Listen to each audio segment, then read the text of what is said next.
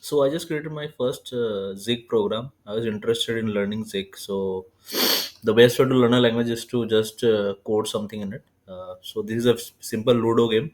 Although although the thing is that this is not correctly designed, because what happens in a Ludo game is there are basically four players which play, or there are kind of lot of variations, but one of the variations is that four players play and they take turns one after the other, and mostly they have four pieces.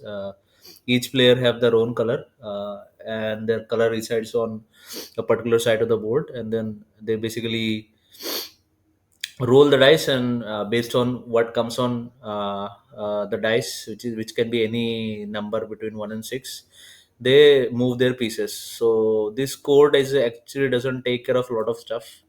This is only varied for one piece, which is not a practical case, but I'm happy that I'm able to compile some sort of logic in Zig. Because one more thing that I'd like to mention is, if I think ChatGPT was released around 2022, right? But even now, it really fails in very simple cases.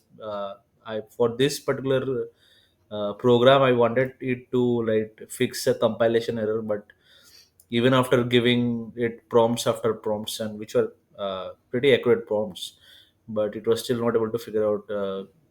So I personally don't think that ChatGPT is especially is that good, like, or can replace a junior developer. That is my personal opinion. From what I from what I have what from the experience that I have with ChatGPT, right? So now just let us go to the code. So basically, we have a player color. This is defined by this enum, right? And we have another enum for game state, which stores the state of the game. The state of the game consists of a player index, phase, and a dice roll, right? And also the phase of the player. So we have three different phases, and the idea is like, if in future you want to add a particular event or a particular UI event to all of these phases, then that can be done if these phases are segregated, and all these phases are handled separately in switch statements, and we can move in between the phases. So that was the main idea behind it.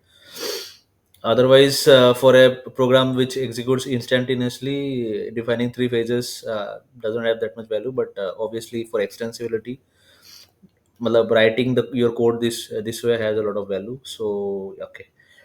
So now this is a piece. This is another struct which can be initialized into an object. So this is how this particular code is written in Zig, right? A struct which can be initializable.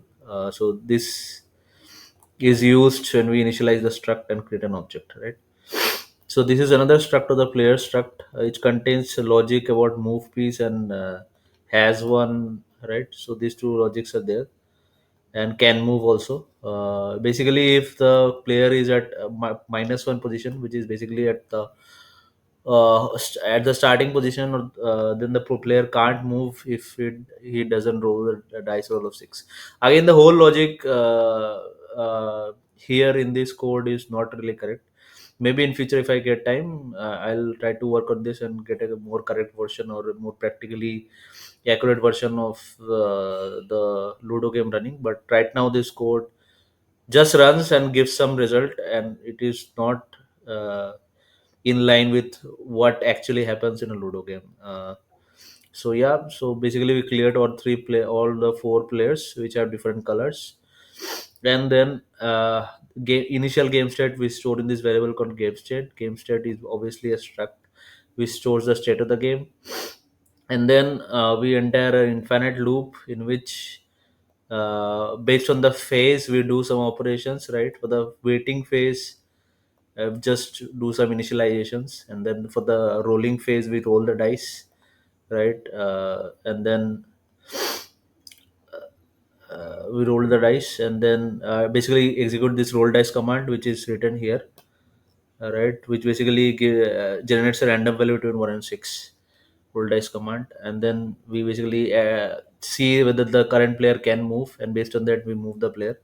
And also move to the text next run, execute this next run function, which does basically nothing. Only it activates, changes the game state, right?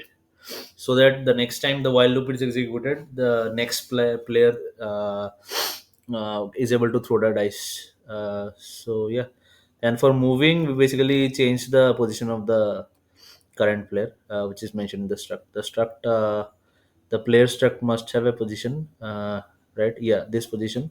This we change. I'll give the code GitHub link in the description. This is a public GitHub page, or a GitHub project, and you can see this. Otherwise, just wanted to learn Zig. Yeah, again repeating that again.